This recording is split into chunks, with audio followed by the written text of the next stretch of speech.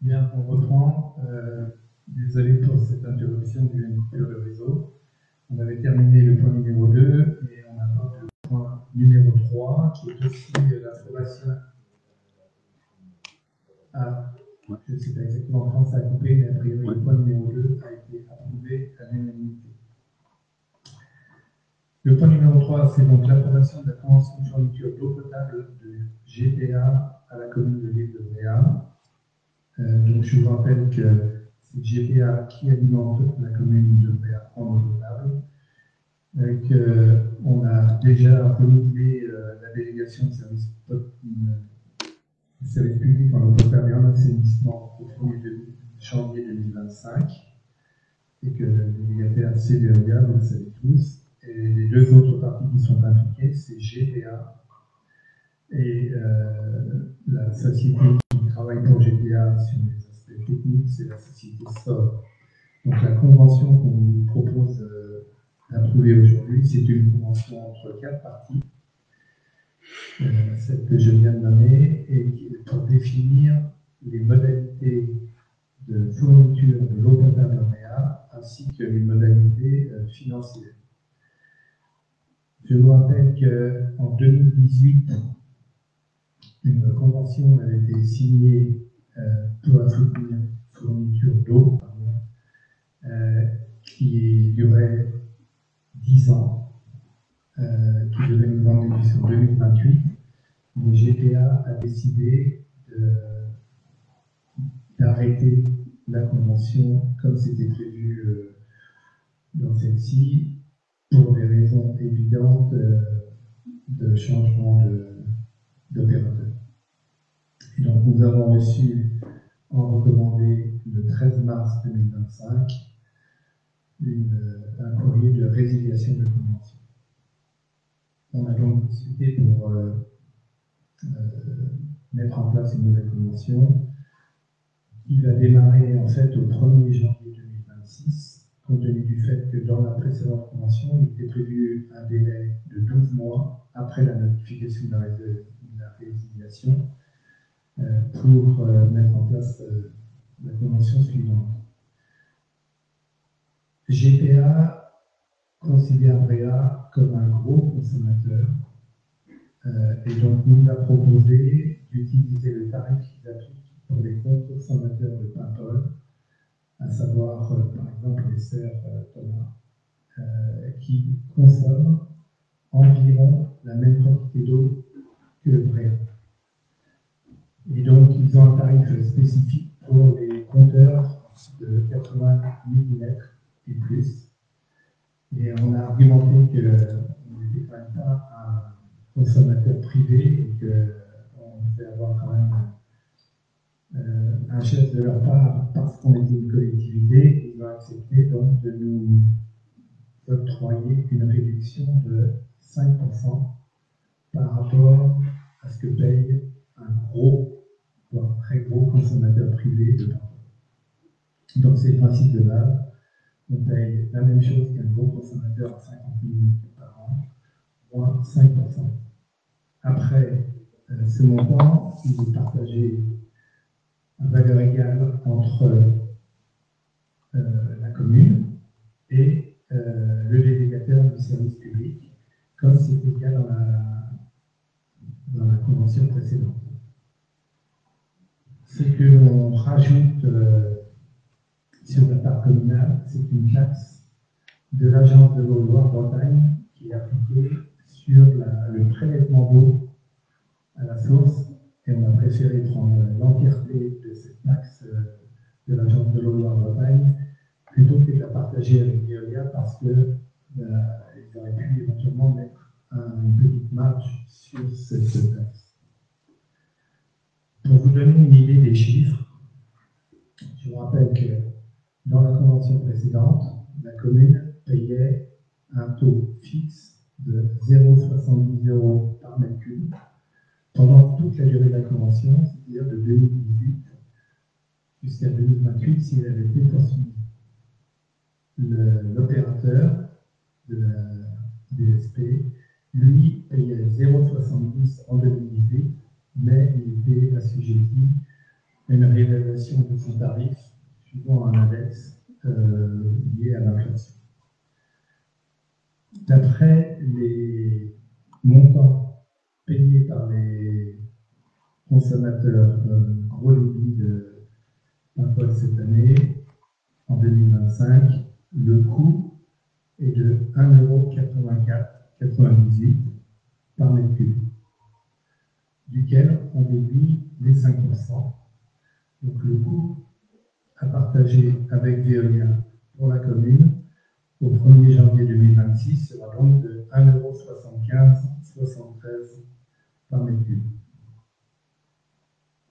Et quand on divise par 2 pour avoir la part de la commune, on arrive à 0,8786. Donc on a une augmentation de 0,70 € du mètre cube à 0,87 en 2026, auquel on devra rajouter la taxe de l'agence l'agence de l'eau européenne. La manière dont ça va se passer, en 2025, on paiera encore pour la commune, sur la base de 0,70, la consommation de 2024. Début 2026, on paiera la consommation de 2025, toujours sur le tarif de 0,70. Et on paiera ensuite, en juillet 2026, la consommation du premier semestre 2026 avec le nouveau tarif dont je viens de vous donner les grandes lignes. Autre nouveauté de la convention, GPA a décidé, comme on le fait déjà à Réal depuis un certain temps, d'appliquer un tarif basse saison et un tarif haute saison. Ils ne nous ont pas encore donné, c'est nouveau pour GPA, ils ne nous ont pas encore donné le montant du tarif haute saison qui vont nous appliquer, mais ils nous vont appliquer en 2026. Donc on recevra une première facture, comme je vous l'ai dit, en juillet, basée sur le tarif basse saison, et une deuxième facture en janvier de l'année suivante, qui sera avec deux tarifs, le tarif haute saison sur les mois de juillet et août, et le tarif basse saison sur les mois de septembre à décembre. Est-ce que j'ai été clair? Voilà, on a quand même discuté pendant un temps certain avec GPA. On est arrivé à ce compromis, et je pense que c'est le meilleur compromis qu'on pouvait obtenir de leur part, parce que toutes les collectivités sont sujettes à des contraintes budgétaires importantes.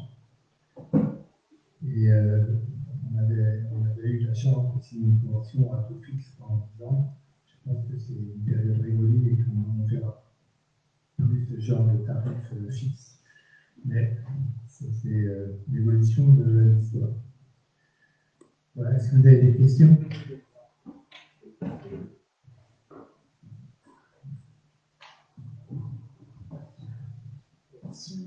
Vous avez souligné effectivement qu'on bénéficiait depuis 2018 d'une convention qui était particulièrement favorable, même si elle aurait été, comment dire, critiquée à l'époque. Deux questions sur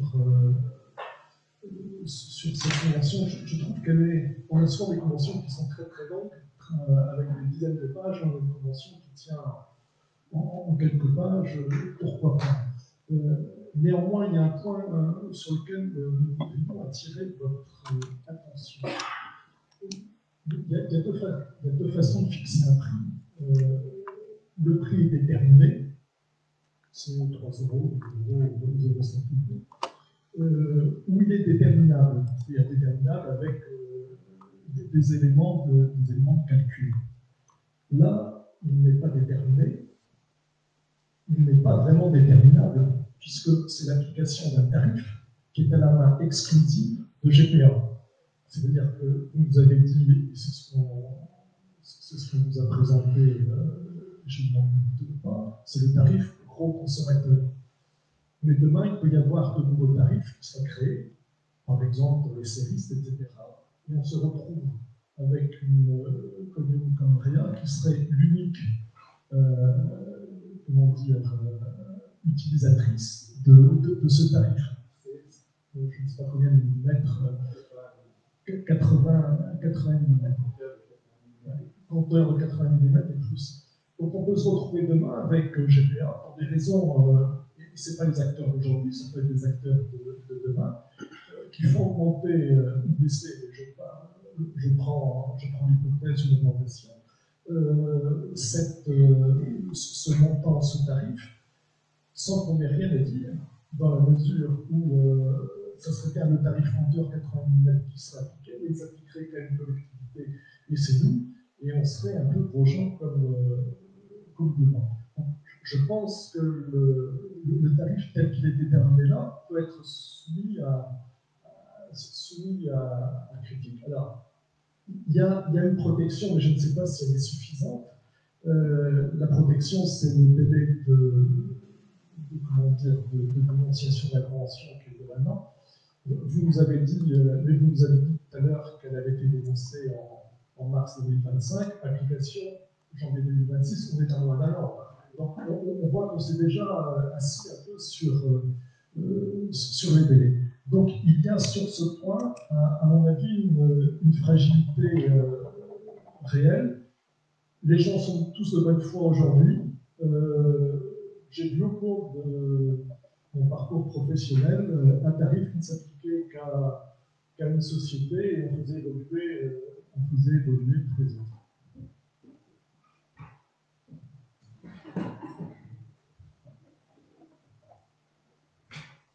Ok, merci pour cette remarque qui est juste et il faudra qu'on soit vigilant dans l'application de ces tarifs, même si l'évolution ne pourrait arriver que dans plusieurs années. Je vous propose de passer au vote. Qui est pour approuver la convention de fourniture d'eau potable par GPA à la commune de l'île de Bréac? Pour. Qui s'abstient? Merci. Donc cette délibération est approuvée par 8 voix pour et 3 abstentions. Le point suivant de l'ordre du jour, c'est l'approbation du contrat relatif à la prise en charge des articles de bricolage et de jardin. Donc ça rentre dans ce qu'on appelle la REP, la responsabilité élargie des producteurs, qui sont censés mettre dans leur prix de vente un petit montant pour assurer le traitement des déchets en fin de vie de l'article qu'ils vendent. Je vais passer la parole à Marion pour nous donner des détails sur cette convention.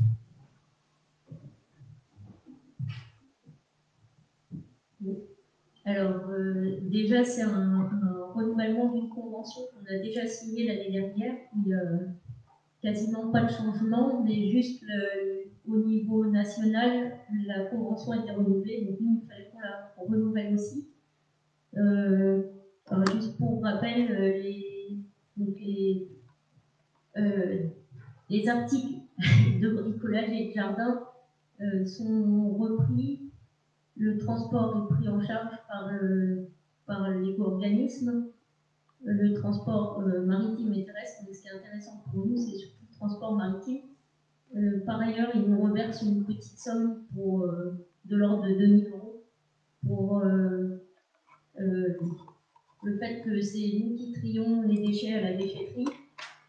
Et juste pour info, c'est quand même un gros travail après de compte rendu des volumes qui sont expédiés, etc., et de suivi à la déchetterie. Donc finalement, bon, c'est une filière qui est obligatoire, mais c'est pas les quelques sous qui rentrent et qui compensent la charge de travail supplémentaire. Mais voilà, on n'a pas le choix. Et puis de toute façon, c'est bien pour le recyclage et la valorisation de tous ces déchets-là. Donc c'est bien de les séparer quand chacun va à la déchetterie. Est-ce qu'il y aura un détail exactement des objets concernés?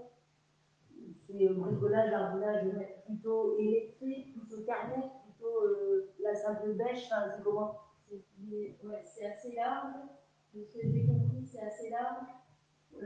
C'est plus les objets, parce que Bon, si électrique, ça part déjà dans les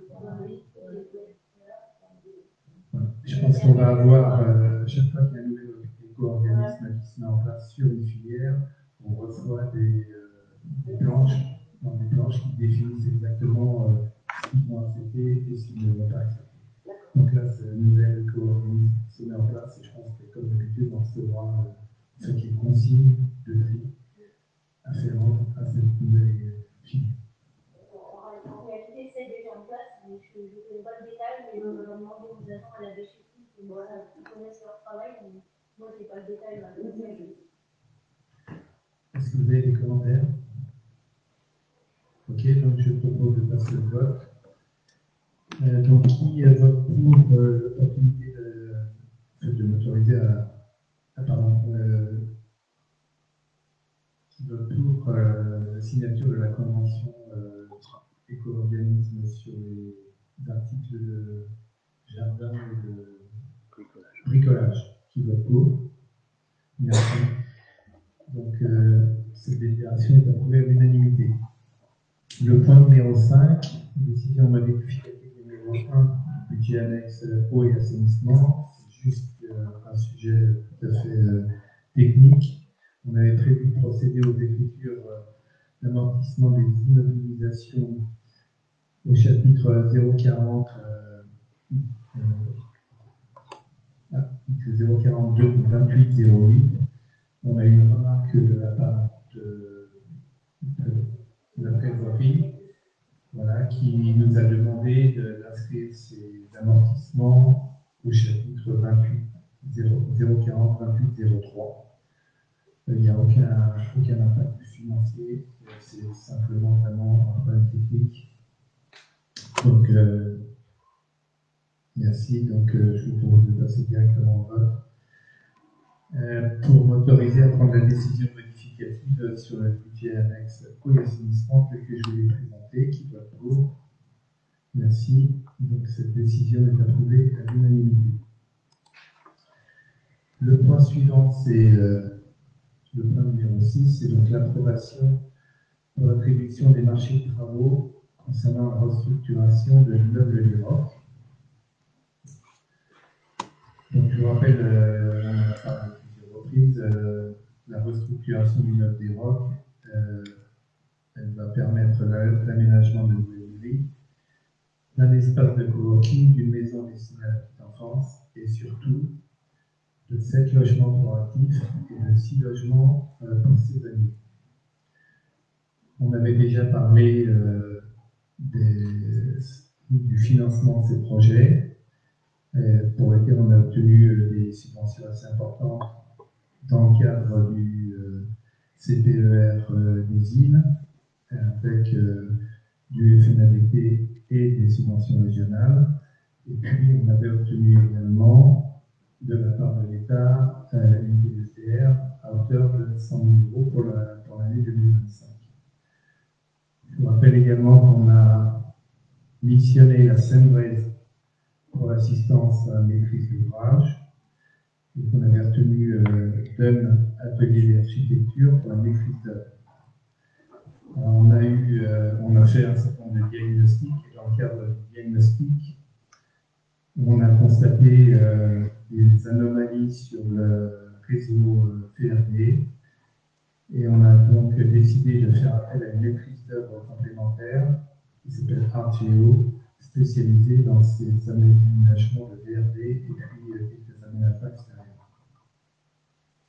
Donc on est passé par tout le processus des études pour terminer par le DCE, le dossier de consultation des entreprises, qui a été donc préparé par les maîtrises d'œuvre et supervisé par l'assistance en maîtrise d'ouvrage. Et on a donc publié les appels d'offres sur Megalis le 9 avril 2025. Et on avait demandé une date limite pour le retour des offres le 19 mai 2025 également. On a réuni la commission d'ouverture des puits qui a enregistré l'ouverture de 19 propositions couvrant les 15 lots qui composaient le marché. Donc, on vous a donné le détail des 15 lots, je ne vous rappellerai pas. L'étape suivante a été bien évidemment de demander aux maîtrises d'œuvre de faire l'analyse des offres pour chacun des lots, et on avait défini avec l'assistance à la maîtrise d'ouvrage dans le règlement de consultation les critères appliqués. Les critères, c'était 50% étaient attribués à la valeur technique de l'offre et 50% au prix de la prestation. On a reçu donc les rapports des maîtres d'œuvre, et la commission d'appel d'offres s'est réunie le 4 juillet 2025 et a décidé de retenir les offres classées en première position par les maîtrises d'œuvre. Un certain nombre de lots ont fait l'objet de négociations parce qu'il y avait soit des anomalies, soit des prix qui paraissaient inadéquats par rapport à l'estimation qui avait été préparée antérieurement. On vous a remis les rapports préparés par la CNV et les deux maîtres d'œuvre. Et on vous a remis également dans les documents de travail le procès-verbal de la commission de d'offres qui a revu ces rapports et qui a proposé une décision d'attribution pour chacun des lots. Voilà. Au final, ce qui est important de retenir, c'est que le montant total initial hors taxe de ce marché de travaux est de 1 859 661 €, à comparer à un montant estimatif du projet qui s'élevait à 1 700 000 €. Et l'enveloppe études des travaux VRD qui n'était pas prévue au départ s'élève à environ 200 000 €. Donc, si on n'avait pas eu cette mauvaise surprise sur le réseau VRD, on aurait été un petit peu en dessous de l'estimation initiale du montant du projet. Voilà ce que je peux vous dire. J'imagine que vous avez des questions. Je vous passe le micro.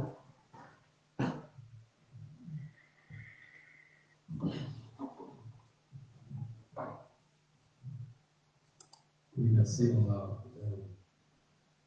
regardé et analysé la délibération. Alors, nous avons déjà eu l'occasion de nous prononcer, de nous exprimer en tout cas sur le projet d'Europe lors de notre précédente réunion du conseil municipal, et vous ne serez donc pas étonnés aujourd'hui de constater que notre ferme opposition à ce projet demeure intacte.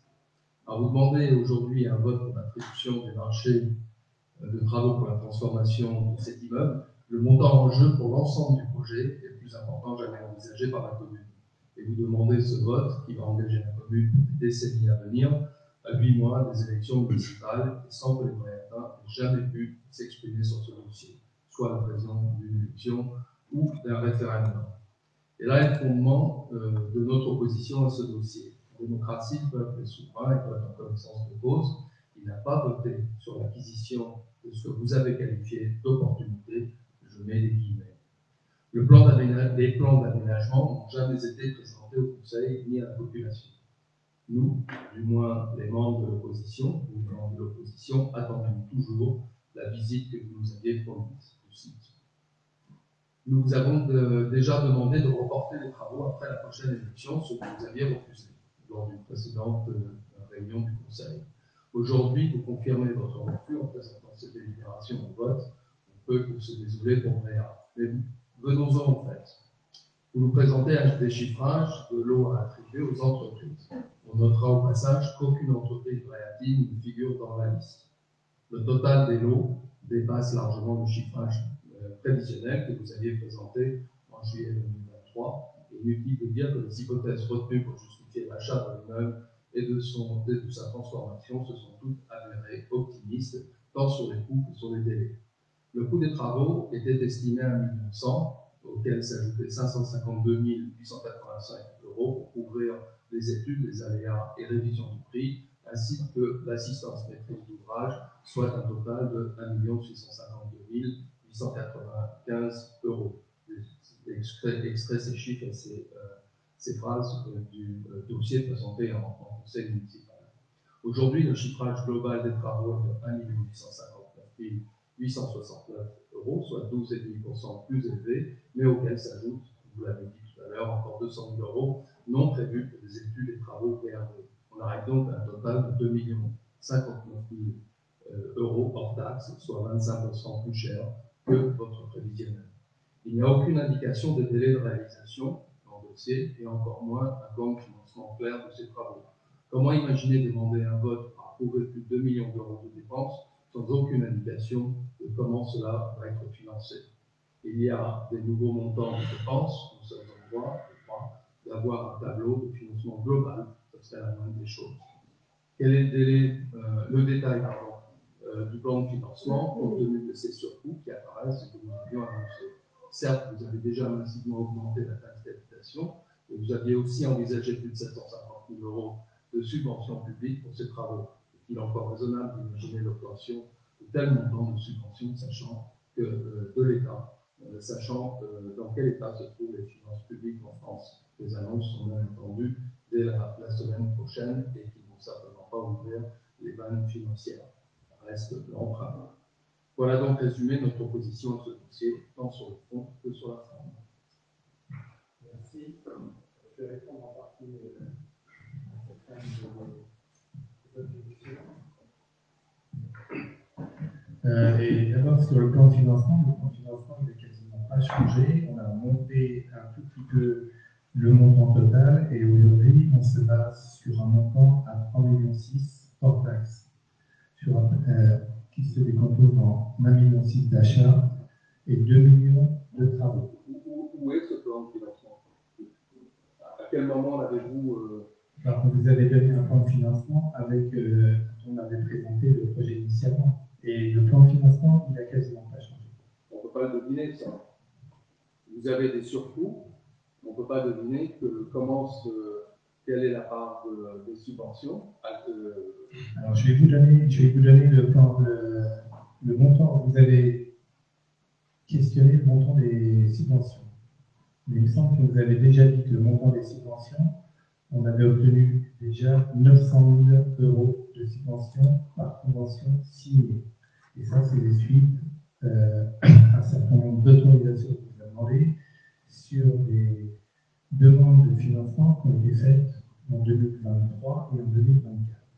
Pour votre information, et je pense que vous avez informé également qu'on avait reçu 100 000 € DETR 2025 en supplément des subventions déjà obtenues. Hier, on recevait le sous-préfet des Côtes-d'Armor et contrairement à vous, je pense que c'est un projet très intéressant pour la commune et sans qu'on ne leur ait demandé, mais parce qu'on s'était exprimé sur le fait que la DETR 2025 octroyée était, à notre avis, trop faible, on a eu ce matin la lettre de confirmation. On avait une DSIL de 100 000 € au titre de l'année 2025 pour en fait compenser le montant faible qu'on avait eu en DETR. Donc aujourd'hui, les subventions signées par convention s'élèvent à 1 million €. D'accord? Et le reste, on avait prévu qu'on aurait des financements DETR et DSIL en 2026. On reste le montant inchangé de 200 000 €. Donc le financement se présente de la manière suivante. On a 1,5 million de prêts qui a été contracté en 2023. On a 1 million de subventions signées par convention, On prévoit 200 000 €, 100 000 de DETR, 100 000 de DSIL qui seront demandés pour couvrir les travaux 2026. Et il nous reste donc 900 000 € à financer par la commune. Et vous avez dû noter que dans le budget 2025, en investissement spécifique pour les ROC, on avait 500 000 euros. Donc, il faudra qu'on dégage 400 000 euros de montant d'investissement sur le budget 2026.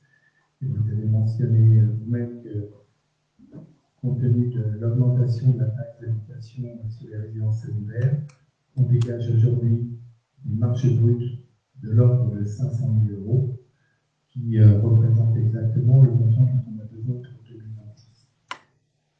Voilà où on en est au niveau du financement, mais ce financement, par rapport à ce qu'on avait présenté, par rapport au montant prévu des subventions, la bonne nouvelle, c'est que les subventions sont toutes signées avec les conventions en face.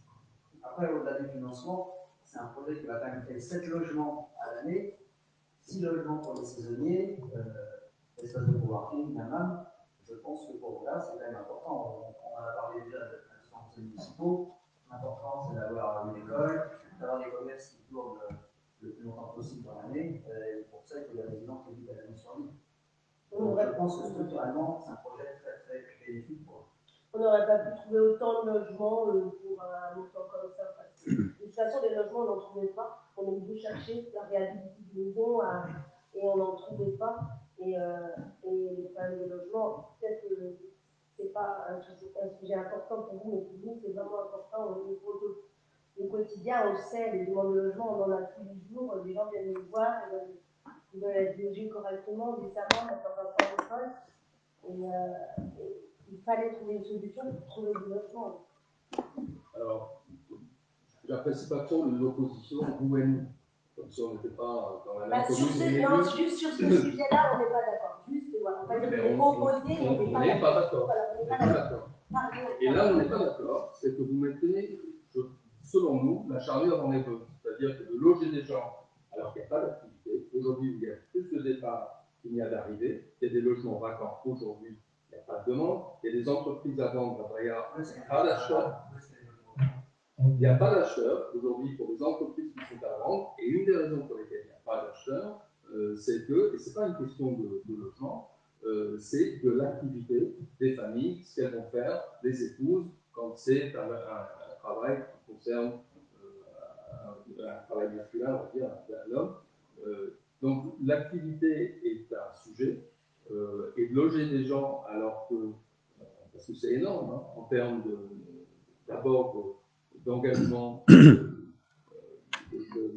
l'endroit physique et le nombre de logements qui vont créer par rapport à la demande. On n'a pas du tout la même vision que vous sur l'attrait aujourd'hui de la commune pour économiquement en tout cas.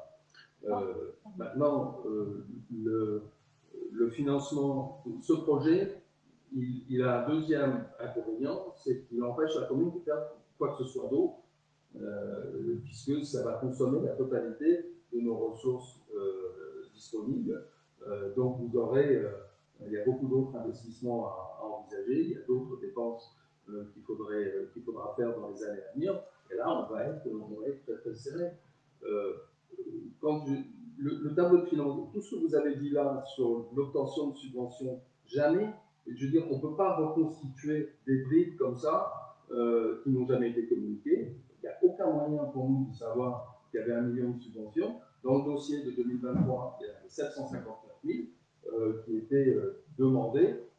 Quand est-ce qu'elles ont été notifiées ou approuvées, vous nous l'apprenez aujourd'hui. Et il y en a en plus. Mais vous savez qu'en entreprise, comme beaucoup d'entre nous autour de la table, on dépense 2 millions d'euros. En face, on met quoi? C'est un petit tableau, tout ça. On aurait pu écouter. On vous fournira au prochain conseil, mais vous imaginez bien que c'est quelque chose qu'on a regardé très près. On peut imaginer, non. On ne raisonne que par rapport à ce qu'on nous communique. La délibération aujourd'hui, il n'y a pas une seule indication, ni sur les délais, ni sur le financement. Zéro. On demande aujourd'hui de voter 2 millions d'euros, et voilà. Après, le logement, c'est devenu une priorité et nationale et... Non mais Dominique, je vous ai pas interrompu. Mais non, mais si on ne fait pas de logement, on n'aura en effet personne qui viendra. Je ne peux pas vous donner des noms. Par exemple, au travail à l'EHPAD, ma carte, l'autre fois, on m'a entretenu, du fait de mon statut d'élu, et elle m'a dit, Gabi, si tu peux trouver des logements, on a des gens qui veulent venir sur Bréa, mais qui veulent habiter à Bréa et pas venir dormir dans un logement de fonction, dans une chambre de 3 mètres carrés, parce que voilà. Aujourd'hui, on entend parler plus de départ que d'arrivée. Encore aujourd'hui, j'ai reçu un mail d'une aide-soignante qui voudrait travailler à l'EHPAD de Bréa, mais qui voudrait y vivre à la vie. On ne parle pas parce que de toute façon, on n'a pas la solution, donc on ne va pas en parler. On ne va pas vous dire qu'on a refusé une aide-soignante qui voulait habiter là, puisqu'elle ne peut pas habiter là. Aujourd'hui. Bon, pour moi, ça n'a pas été mentionné. La clé de tout ça, c'est l'école. Alors, il se trouve que l'école, on avait prévu une certaine stabilité pour la rentrée 2025.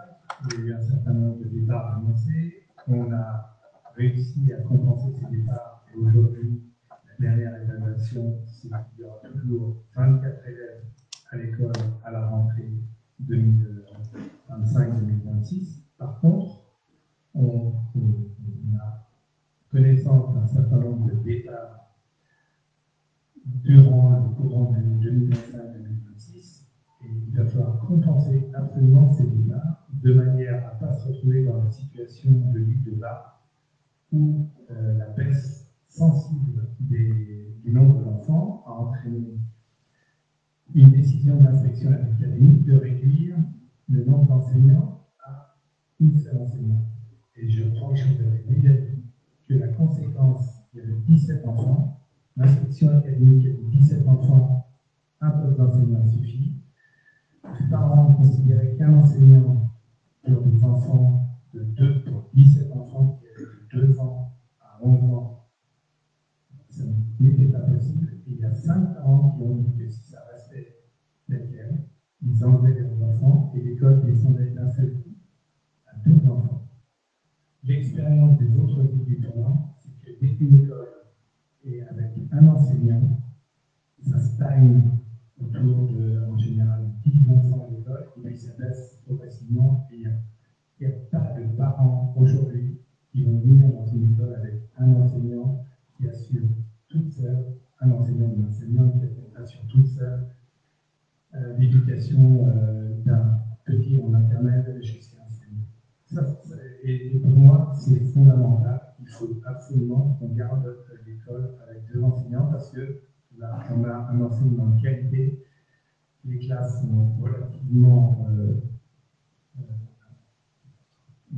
faibles en termes d'effectifs et ça permet un enseignement de qualité. Pour votre information, la semaine dernière, j'étais en réunion tous les maires des cantons de Paimpol.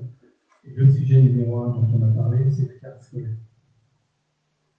Tous les maires du canton de Paimpol constatent la même chose. D'ici 1 an à 2 ans, il y a une baisse significative du nombre d'arrivées prévues d'enfants à l'école. C'est la démographie française. Oui, la démographie. Sauf que la différence, c'est que quand ils sont sur le continent, la conséquence, ça va être que les ramassages scolaires vont être un peu plus longs ou les parents vont devoir passer un peu plus de temps à assurer les transports de leurs enfants. Mais pour l'île, ce n'est pas la même chose. C'est pas la même chose. On va changer complètement le profil de l'île si on n'est pas capable de maintenir une école, disons, digne de ce nom. Et donc, pour moi, c'est une priorité. Moi, je suis plutôt content que et le CPER et l'État aient compris la problématique de l'île et aient accepté de lui donner un niveau de subvention aussi élevé que celui qu'on a aujourd'hui. Vous avez mentionné ça en introduction, c'est vrai. Aujourd'hui, on est dans une situation au niveau des subventions et des crédits. La situation est défavorable, et malgré cette situation défavorable, on réussit à avoir déjà 1 million de subventions sécurisées sur le projet d'enfant. Je pense que c'est le signe que l'on a des gens qui comprennent bien la problématique, et vous verrez dans les informations de maire, je vais vous annoncer une information qui confirme ce fait. Et le fait que la situation particulière des îles est prise en considération par les communes. Puis c'était l'opportunité de ce bâtiment. Un bâtiment comme ça, il n'y en a pas d'autre sur l'île. C'était le seul qui pouvait permettre d'avoir justement un projet d'envergure. On l'a touché à un prix qui est dérisoire par rapport au mètre carré. Comment ça, non? On n'a absolument jamais raisonné, il n'y a jamais eu aucune étude en disant là, c'est un projet de 4 millions, on a arrondi, 4 millions d'euros, qu'est-ce qu'on aurait pu faire de différent ou autrement avec 4 millions pour satisfaire les besoins. Alors, si vous me laissez aller jusqu'au bout, je vous rappelle que s'il avait été vendu à un particulier ou à un hôtel, il n'aurait pas été vendu ce prix-là. Je vous rappelle juste qu'il appartenait au ministère des Finances, qu'il était géré par son comité d'entreprise, que je connais un tout petit peu pour y avoir bossé 25 ans, et que si on a réussi à l'avoir à ce prix, c'est parce que derrière, il y avait un projet ambitieux, justement, de logement, de MAM, etc., et de vie, de continuer à produire de la vie sur Bréa. Sinon, on ne l'aurait pas eu à ce prix-là, il aurait été vendu, je peux vous le dire, c'est les syndicats qui étaient très imprégné dedans, et il était entre 3,5 et 4. On l'a touché à 1,6 million. Actuellement, il y a des maisons sur Bréa qui se vendent ce prix-là, qui font 120 mètres carrés. Hein. Il y a des procédures pour vendre, on en a déjà parlé ici, pour vendre les biens de l'État. Oui. L'État n'est pas il donne une priorité aux collectivités locales et aux collectivités territoriales, mais il demande deux évaluations. Il demande deux évaluations, toujours une par domaine, une par les services, pour pas qu'il y ait des influences sur une. L'État a fixé un prix à 2007. Alors, il y a peut-être 100 000 euros en plus ou en moins. Ah non, ça aurait été vendu les plus. Mais bien sûr que si. Bah, ça... L'état de la mairie de la Terre, elle est inaccessible au PLR, elle est complètement obsolète. Si on avait dû en construire une autre, combien ça nous aurait coûté? Cette étude-là n'a jamais été faite. Ah bah moi, depuis que je suis arrivé, depuis 25 ans que je suis arrivé, j'entends parler d'une mairie qui serait construite derrière. Je vais vous dire, elle était dans notre programme. Ouais. Vous avez calculé combien de Non, parce qu'il y avait un choix de localisation à faire. Il y avait des choix dans le groupe. Mais quand vous demandez un peu aux mairies de vous combien coûtait leur mairie, bah, je peux vous dire que déjà ça a coûté très cher, mais si ça avait été à Bréa, ça aurait coûté encore plus cher. C'est sûr que quand on n'évalue pas la bonne solution, comme l'a rappelé Dominique, on n'a pas de. Non, moi, j'entends parler de cette mairie depuis 25 ans. Depuis que je suis arrivé, j'entends qu'il va y avoir une mairie qui devrait être mise derrière le terrain de boule bretonne à Bréa. Et elle n'a jamais été faite. Hein. Non, parce que c'était dans notre programme. Il n'y a pas eu de logement de sortie de terre depuis 2008. Enfin, Ça fait 30 ans que je suis conseiller municipal, je connais un peu. Justement. Je connais un peu la mairie. C'était dans notre programme en 2020. C'était pas dans notre. Oh, mais nous, on l'a fait. Non, vous achetez un bâtiment, Mais juste, le bâtiment en question, c'est pas que tu connais bien, il fait quelle surface déjà? En mètres carrés? Oui. Bon, je pourrais pas te dire exactement, mais. Il fait 1500 mètres carrés au total. Pour le réhabilitage de 1500 mètres carrés, et par exemple, le troisième étage n'est pas réhabilité, quasiment pas réhabilité. Donc, on réhabilite environ 1200 mètres carrés sur les 1500. Oui, ça fait 1500 € du mètre carré la réhabilitation. Le prix le moins cher des maisons qui se vendent dans la demande, c'est 5 000 € le mètre carré. Les moins chers. Et 8 000 € du mètre. Et nous, alors, ce qu'on avait mis dans notre programme, parce que j'y ai remis il n'y a pas très longtemps, c'était qu'on s'engageait à acheter toutes les maisons, bâtiments propices à faire du logement à l'année sur le Bréa. Et là, il se trouve que c'est la seule opportunité à un prix raisonnable, parce que je pense que à 3 000 € travaux, prix d'achat plus travaux, je pense que c'est ce qui est plus raisonnable sur Bréa en termes de surface au mètre carré. Si on avait voulu acheter 7 logements ou construire 7 logements pendant le mandat, je pense qu'on serait accéder à un aussi bas coût que ce qu'on va avoir là. C'est vrai, il y a une opportunité de côté de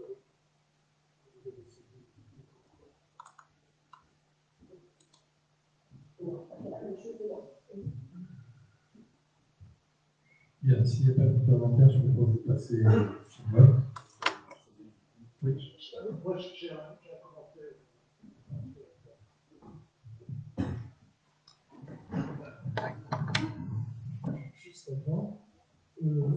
Monsieur le maire, messieurs les conseillers, l'article L 2121 du Code général des collectivités territoriales prévoit qu'au sein d'un conseil municipal, le vote est secret lorsqu'un tiers des membres présents le demande. Ce projet d'acquisition et de transformation d'immeubles d'Europe ne figurait pas dans votre programme électoral pour 2020. C'est le plus important programme d'investissement de l'histoire de notre ville. Il n'a donc pas fait l'objet d'une approbation par un vote cette année 2020.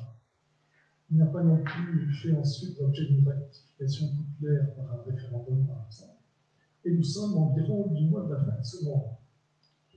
Le vote aujourd'hui sur l'attribution des lots du marché concernant la restructuration des ROC est le dernier d'importance, puisqu'il permettra le lancement effectif des travaux, vous l'aurez verra. Il est donc essentiel que chacun puisse se prononcer comme il l'entend, son fort intérieur, sans aucune pression réelle ou supposée. Le vote à bulletin secret permet cette expression. Dominique Tormann et moi-même le demanderons. J'espère qu'il se trouvera, nous espérons qu'il se trouvera deux membres du conseil municipal pour s'associer à cette demande qui ne préjuge en aucune manière de leur vote.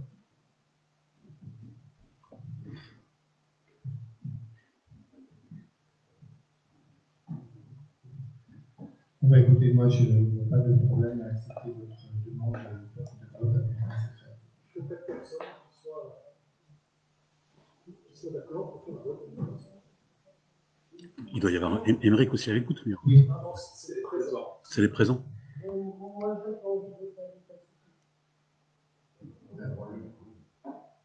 S'il y a deux personnes supplémentaires, plus de M. Tormann et M. Page, pour voter à bulletin secret. Jean-Philippe. Moi, ça ne me dérange pas, mais si il faut, j'en vois pas. On va limiter que M. Lepage, Tormann, Morleva et Boutin ont demandé un vote à bulletin secret. Ça vous convient? Très bien. Et donc, il faut qu'on organise ce vote. Vous avez une minute.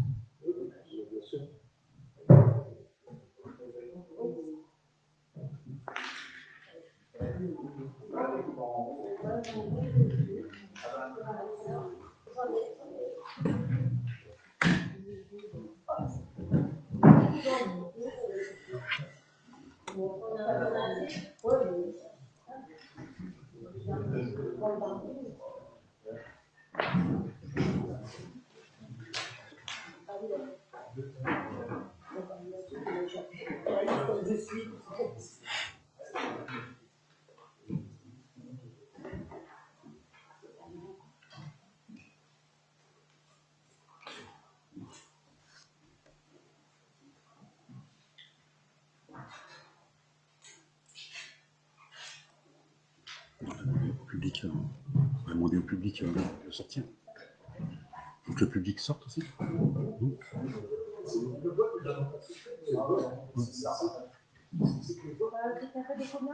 Madame Le Breton, si vous voulez, vous pouvez rester. Vous pouvez rester. Hein. Ouais. C'est comme. D'accord, ok. Oui, vous connaissiez bien la procédure. Ouais, rien.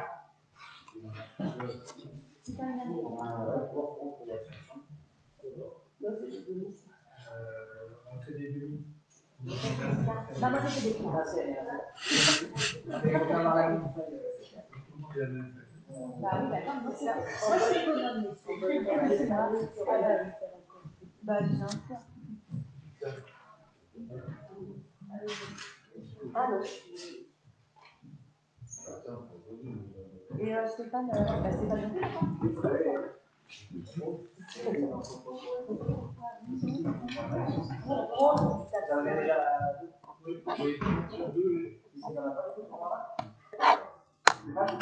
J'ai.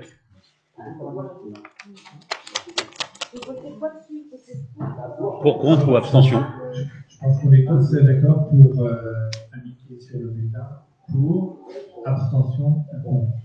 Très simple. Vous êtes d'accord?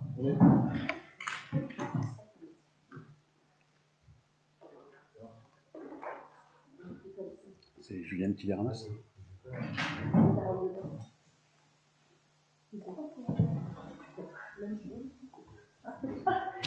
On va récupérer la tête. Ah, ici, derrière. Et on va mettre un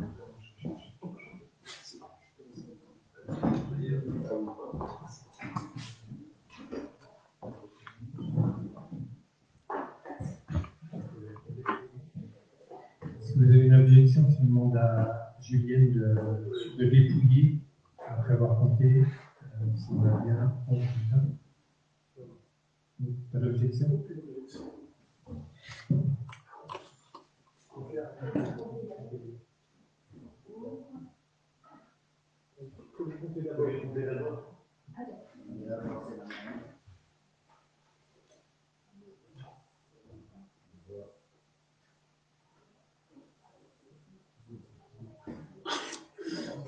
Tu veux le zoom?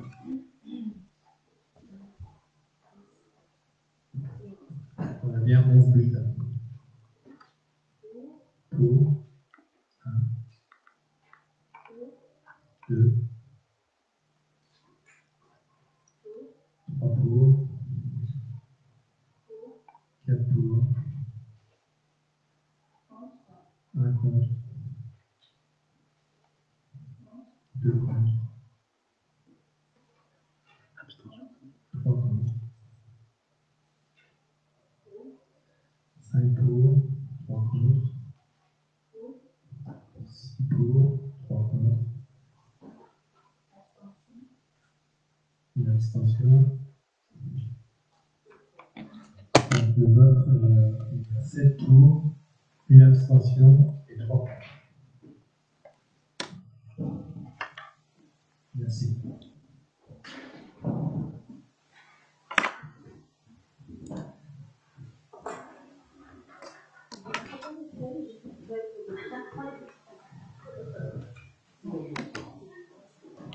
Donc on passe, on va noter au contenu, on vous donnera le détail du plan de financement avant le prochain conseil.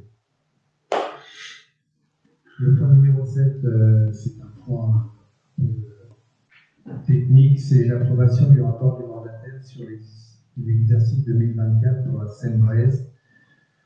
Donc, je vous rappelle, la Seine-Bréze est une société d'économie mixte fondée en 1957 et qui a pour actionnaire majoritaire la région Bretagne et qui fait un certain nombre de prestations, principalement pour les collectivités.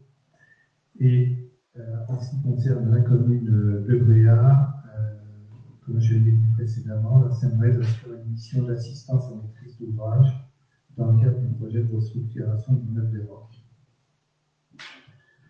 Et d'autre part, la commune a pris des parts au capital de la Seine-Bréze à hauteur de 10 actions d'une valeur nominale de 18,20 € pour participer aux assemblées générales principalement. Et donc, dans ce cas, le fait que l'on soit d'une part client de Seine-Bréze qui nous assure une mission d'assistance à maîtrise d'ouvrage et d'autre part actionnaire, on reçoit ce rapport qui a pour but de renforcer l'information de la collectivité territoriale actionnaire et on n'est pas au conseil d'administration, mais de rendre compte de la manière dont il s'exécute leur mandat, de renforcer le contrôle analogue et de s'assurer que la Seine-Bréze agit en cohérence avec les orientations des actions conduites par la collectivité. Je ne sais pas si vous avez pris le temps de parcourir le rapport, vous verrez qu'il y a quasiment rien, si ce n'est la mention qu'il y a effectivement un contrat d'assistance à maîtrise d'ouvrage qui concerne la commune. Donc, l'idée, ce n'est pas d'approuver ce rapport, mais de prendre acte du rapport du mandataire sur l'exercice clos en 2024 présenté par la Seine-Bréze, qui est d'accord pour prendre acte de ce rapport. Merci. Donc, cette délibération est approuvée à l'unanimité. Le point suivant, ce sont les décisions binaires. Dans les décisions binaires, il y a Le premier point, c'est un point dont je vous ai déjà parlé lors du dernier conseil municipal, c'est le fait qu'on s'est rendu compte qu'il nous fallait absolument lancer un projet d'adressage, de manière à ce que chaque maison ait son adresse.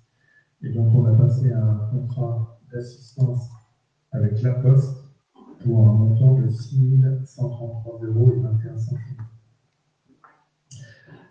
Le deuxième point, dans les décisions du maire, je vous en avais parlé également, suite à la tempête Sierran, suite à l'accord qu'on a eu avec notre assurance pour le remboursement des dommages créés par Sierran, on a reçu une lettre nous indiquant que cette assurance ne nous assurerait plus dans les années à venir. Donc on a lancé un petit appel d'offres pour avoir une assistance à maîtrise d'ouvrage pour relancer une consultation complète sur l'ensemble de nos 6 contrats d'assurance et essayer de trouver le meilleur contrat et, si possible, donc une couverture pour les dommages aux ouvrages, qui est le point qui pose problème actuellement aux assurances. Le montant de cette assistance à maîtrise d'ouvrage est de 3 500 €. Ça, c'est la deuxième décision du maire. Et la troisième à mentionner, c'est que dans le cadre de l'aménagement de Chicago, on a acheté un conteneur maritime pour stocker le matériel sur place pour un montant de 8 091 € hors taxe. Voilà sur les décisions du maire. Le point suivant. Sur l'AMO pour assurance, quel cabinet c'est Consult Assure. Consult Assure, en un seul mot. CONSUL-PA2S. On a reçu 3 offres. On avait demandé des conseils sur qui prendre, et c'est en fait l'offre la moins chère.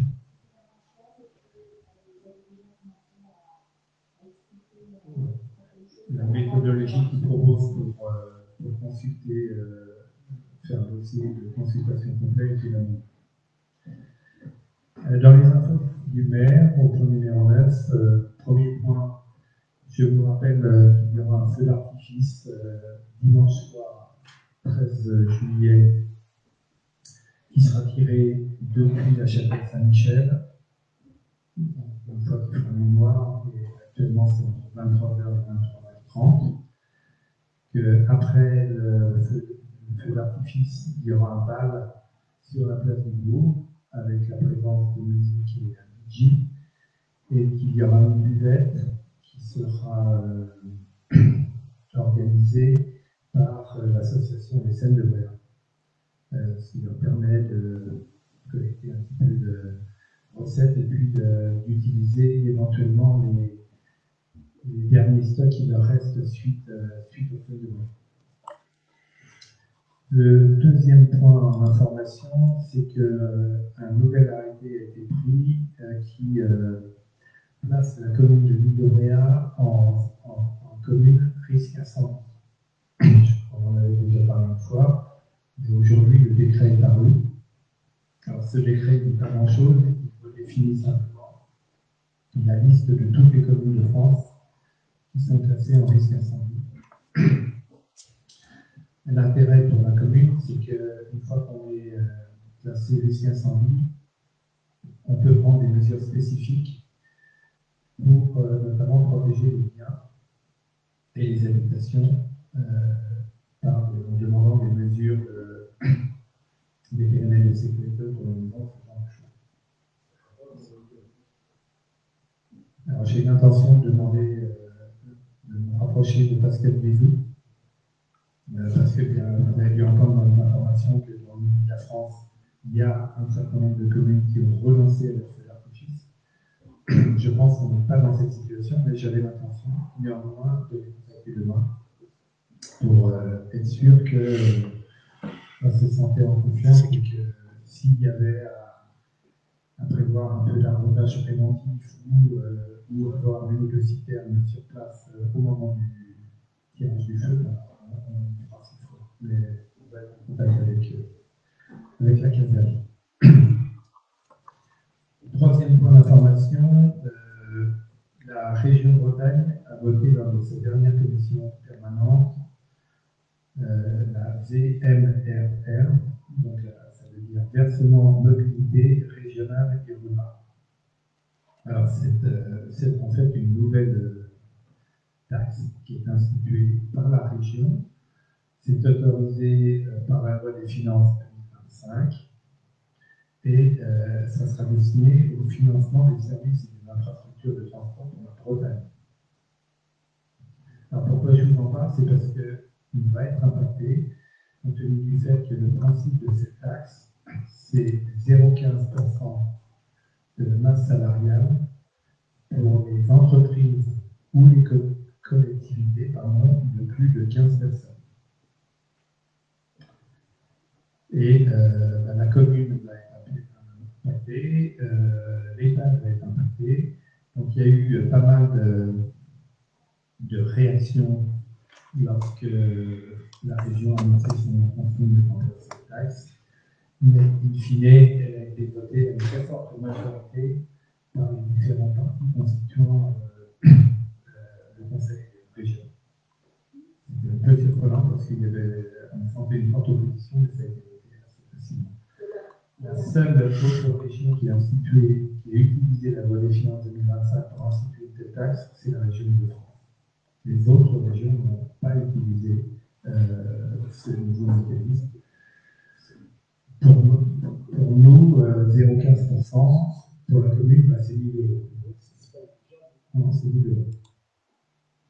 Je pense à l'État parce que c'est 0,15% de la masse salariale et on ne peut pas dire que l'État devrait s'assurer l'établissement. L'établissement, c'est et ces 0,15% sont des salariés, ça les permet parce que les salariés. C'est sûr que l'hôpital de Saint-Brieuc, de Paimpol ou même le GHT vont être impactés. Ils estiment, dans une note que j'ai pu lire, qu'il y aura environ 30% de cette taxe qui sera collectée auprès des collectivités et 70% auprès des entreprises privées. Et on marche sur la tête parce qu'on est en train de se battre pour réduire le coût du transport des personnes qui viennent travailler sur l'île dans le domaine de la santé. Et à côté de ça, on va dire, augmente les tarifs. Non, mais c'est ce qui a été dit précédemment. Tout le monde a des gros problèmes de budget actuellement. Et là, il se trouve que la loi de finances 2025 a autorisé la mise en place de cette taxe. La région a décidé de suivre cette possibilité. Pour votre information, il y a autre chose qui était envisagée, c'est que au lieu de prendre 0,15% de masse salariale sur les entreprises à partir d'une certaine taille, ils appliquent une taxe de 200% sur le montant de la taxe de séjour. Donc là, ça aurait impacté beaucoup plus la commune et les personnes qui venaient en résidence sur la commune, parce que je vous rappelle que notre taxe de séjour est de l'ordre de 40 000 euros par an. Et 200% de 40 000 euros, ça veut dire qu'on aurait collecté 120 000 euros pour en reverser 80 000 à la région. La grosse différence, c'est qu'au lieu de prendre ces montants sur les collectivités ou sur les entreprises, on les prenait sur les taux. Et ça, à ce jour, ça ne peut pas être appliqué. Et l'application de cette nouvelle taxe, ça sera à partir de 2026. Le point suivant, c'est dans le sens, la région, lors de sa dernière commission permanente, a décidé de présenter un vœu au gouvernement pour une véritable reconnaissance des spécificités insulaires. Et donc, il y a eu un texte qui a été présenté où il rappelle toutes les spécificités des îles et il demande, in fine, à ce que le gouvernement présente une proposition de loi dédiée aux îles, permettant de donner un cadre clair, stable et cohérent à la reconnaissance effective de leurs spécificités. Alors ça s'est traduit par deux choses, parce que ça concerne les îles du Pôle. c'est la reconnaissance, ils ont élargi, c'est pas que les îles de Bretagne, mais c'est les îles du Ponant. On a invité le président de la région à venir au prochain festival insulaire, celui d'Arles, le 25 septembre, pour justement avancer sur le sujet des spécificités et qu'est-ce qui devrait être mis dans la proposition de loi. Et la chose également qu'on a déjà faite, c'est qu'on a co-signé une lettre, le président de la région et moi-même en tant que président de l'AIP, destinée au ministre des collectivités, François Rebsamen, pour lui demander également de venir le 25 septembre discuter avec nous de ce vœu et de cette proposition de loi. Donc on va voir comment la discussion. Je pense que c'est un petit peu par de la région, un peu une compensation qui est faite aujourd'hui. La région est restée un peu timide vis-à-vis des îles dans un certain nombre de choses qu'on a fait. Le point suivant, je vous en ai parlé en décision linéaire, l'adressage. On commence avec une chargée de mission de la Poste qui travaille sur le sujet. Il y aura une réunion publique le 18 juillet, donc vendredi prochain à 15h, où cette personne, cette chargée de mission, vous présentera les principes qui vont être appliqués à l'adressage sur Bréa. Elle a déjà fait un travail préliminaire en passant plusieurs journées avec le post-it Bréa, de manière à mieux comprendre la problématique de Bréa. Alors que c'est une personne qui a déjà fait l'adressage sur plusieurs des îles du Ponant, elle considère que Bréa est de loin l'île qui va être la plus compliquée en termes d'adressage, parce que de par la configuration des lieux-dits et des chemins et des petites routes. Vous avez dit, elle va présenter les principes qui seront retenus. Les principes appartiennent au conseil municipal, ils n'appartiennent pas à la chargée municipale de la Poste. Je me suis mal exprimé. Les principes qui vont être travaillés de manière à. Alors, il y a un principe qui a quand même quasiment déjà été fixé, c'est un adressage métrique, kilométrique. C'est un dépôt en conseil municipal. Oui. Donc elle a certaines idées, il faut comprendre un certain nombre de points et ensuite on présentera ça en conseil.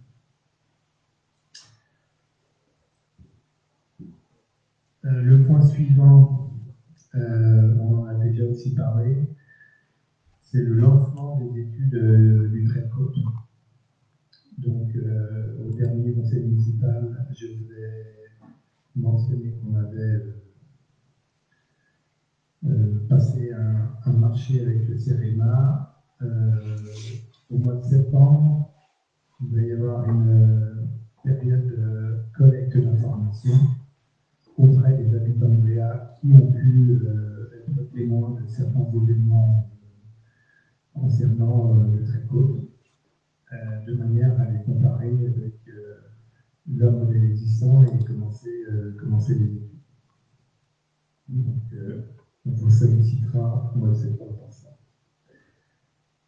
Le point suivant, Marion, lors du dernier conseil municipal, vous avez informé que la campagne de piégeage des frelons asiatiques était terminée et là maintenant, le résultat des piégeages, je vais lui donner la parole pour qu'on nous donne le chiffre du nombre de frelons piégés. Alors, le nombre de l'année est plus de 920 frelons piégés. Donc, bravo aux piégeurs, c'est énorme. Je crois que c'était l'ordre de 300 l'année dernière. Et alors, ça ne veut pas dire qu'il n'y en aura pas cette année. Donc, n'hésitez pas, si vous repérez des nids, à les signaler en mairie. Pour l'instant, il n'y a pas de signalement. Donc, c'est un bon début. Mais il y en aura quand même probablement. Voilà. On continue les efforts. Ça, c'est une histoire gentille. Rappeler les événements festifs et autres qui peuvent avoir lieu, les lieux particuliers et Je vais faire jusqu'à juillet. Avant toute chose, je pense que ça serait bien de féliciter. Je te laisserai la parole. Non, je ne peux pas marcher sur les tables. Pour commencer le calendrier des événements, dimanche 13 avant que l'artifice la Michael vendra des manteaux jusqu'à le matin à 10h. Donc le dimanche. Ensuite, le mardi 15, nous avons un concert musicien voyageur qui débutera par un stage de danse irlandaise à 16h, ici même dans la scène en fait.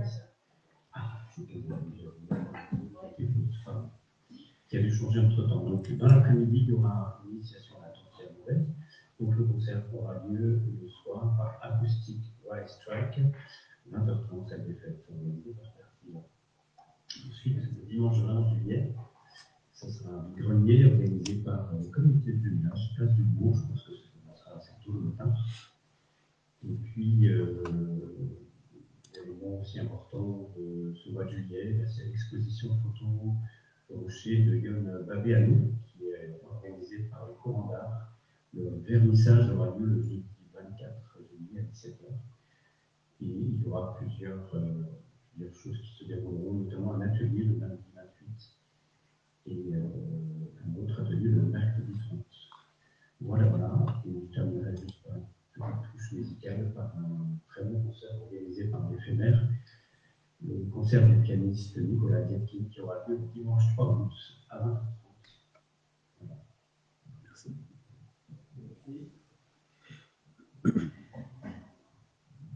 Alors justement, le point suivant que j'avais noté, c'était le festival de scène de Bréa, qui a été remarquable cette année. Et je voudrais mettre en avant la soirée de mardi soir, la dernière soirée où on a eu Stéphane Echer et on a eu ensuite une pièce qui parle de l'Iran et des problèmes pour les Iraniens qui s'appelait Chapitre 711 et qui était absolument remarquable.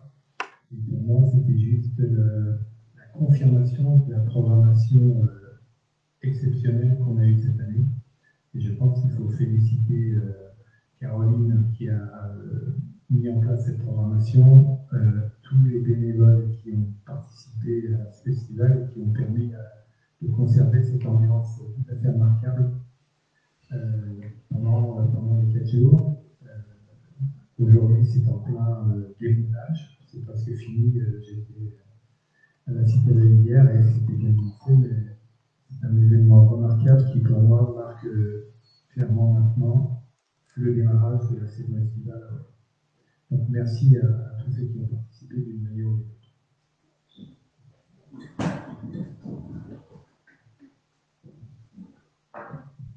Je veux juste ajouter un petit mot.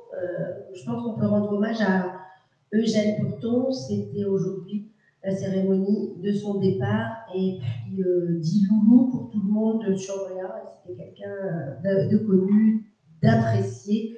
Et voilà. Donc, on pense beaucoup à Emmanuel. Et puis, on sait que Loulou va rejoindre Denis. C'était tout ce qu'il demandait depuis qu'elle était partie. Voilà.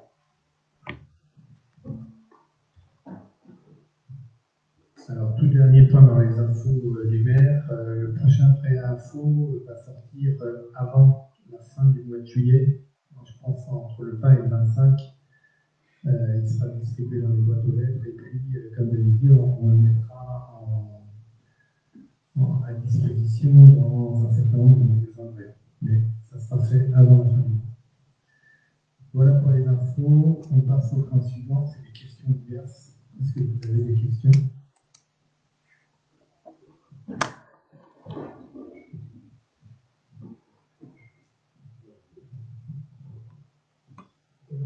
Sujet que j'ai déjà évoqué plusieurs fois sur l'office de tourisme, l'ancienne mairie, toujours à Valériane, qui pousse avec le risque fort de dessalement de pierres. Ça fait 3 fois ou 4 fois que j'en parle. Ce n'est pas un sujet très important. Je joue au niveau de pierre qui tombe pas sur quelqu'un. Vous connaissez que chaque fois que vous avez fait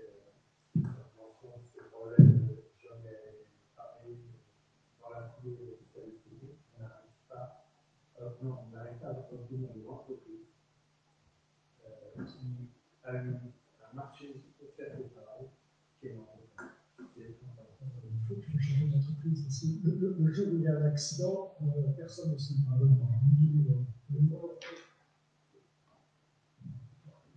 Un commentaire général sur l'entretien des espaces verts, qui sont pas entretenus. D'ailleurs, décidément, les allées d'Agapon sont couvertes de ronces et de liserons, et des chemins en passant en vélo ou à pied. Quand on a un sécateur sur soi, on coupe les ronces qui dégagent sur le chemin. On a l'impression d'une dégradation de l'entretien général, surtout des espaces verts, des têtes, et même de la place du bois.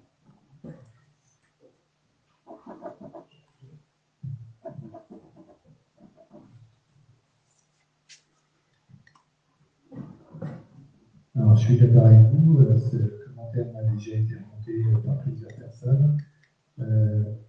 Les employés des services techniques ont été occupés notamment par Chicago. Vous avez dû voir quand même qu'à Chicago, il y a eu une amélioration assez notable de la situation.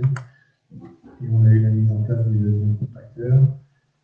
Je leur ai demandé de faire un effort particulier maintenant sur justement les espaces verts. Ils ont commencé la place du bois aujourd'hui. Ils ont commencé un des 2 cimetières hier. Et on va continuer la semaine prochaine. Mais je suis conscient du problème et qu'il faut qu'on rectifie et qu'on retrouve un niveau normal d'entretien des espaces verts. On est en dessous de ce qu'on devrait faire aujourd'hui. D'autres commentaires? Pas d'autres questions? Merci. Il est 17h09 et le conseil est clos. Je pense qu'il n'y aura plus d'autres conseils avant début septembre. Merci.